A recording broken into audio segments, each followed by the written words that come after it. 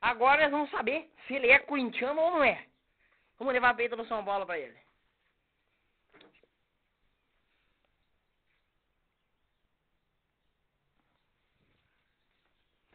Toma a peita do Corinthians. A peita do Corinthians agora, vamos ver.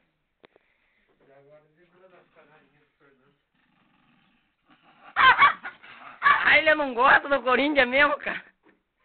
Toma aqui. Toma a camisa do Corinthians, tá? Põe do São Paulo, pega do São Paulo. Pega do São Paulo. Agora eu vou pegar a do São Paulo.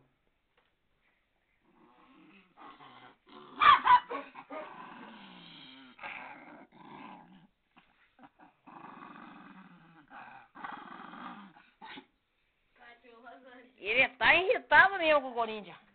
Mas a do Corinthians é aquele que não gosta. É aquele que não gosta. Você é corintiano. Toca aí, toca aí no Corinthians. Toca aí no Corinthians, rapaz. Esse cachorro não é.